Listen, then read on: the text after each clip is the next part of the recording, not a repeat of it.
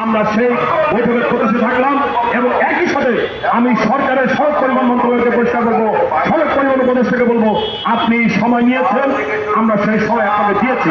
আমরা আশা করব আপনি আগামী 27 তারিখ আমাদের এই কর্মসূচি আছে, এর আগে আমরা নীতিমালার বাস্তবায়ন দেখতে চাই।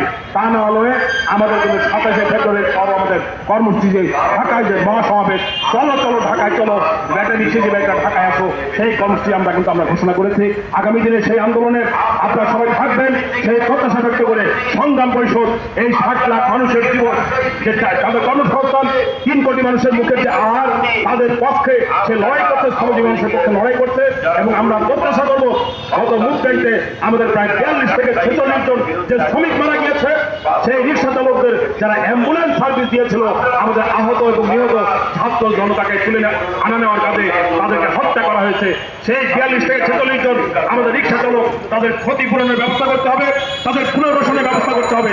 আগামী দিনে সেই আন্দোলনে আপনারা সবাই যুক্ত থাকবেন, সেই প্রত্যাশা ব্যক্ত করে একটা বৈষম্য মুক্ত শোষণ মুক্ত বাংলাদেশ আমরা সেই বাংলাদেশ চাই। 1971 সালের মহান মুক্তিযুদ্ধের সময় আমাদের 30 লক্ষ মানুষ যে আকাঙ্ক্ষা ব্যক্ত করেছিল, আমরা 90 গণঅভ্যুত্থানে যে আকাঙ্ক্ষা ব্যক্ত হয়েছিল, আজকে 24 গণঅভ্যুত্থানে যে আকাঙ্ক্ষা ব্যক্ত হয়েছে, আমরা সেই বৈষম্য মুক্ত বাংলাদেশ আমরা দেখতে চাই। সেই আন্দোলনে আপনারা থাকবেন। আমাদের নীতিমালার যে আন্দোলন সেটা চলছে।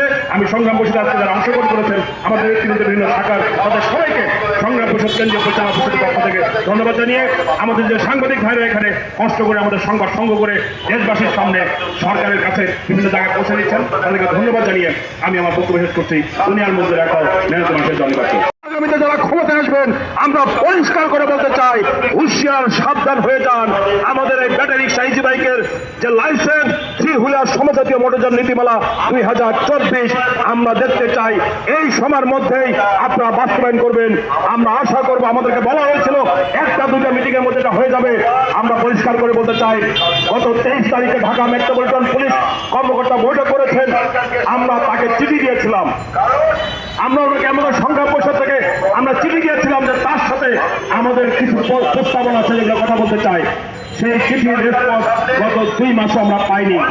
গত 23 তারিখে একটা মিটিং করেছেন, সেই মিটিংয়ে আমাদের অফিসিয়ালি জানান নাই।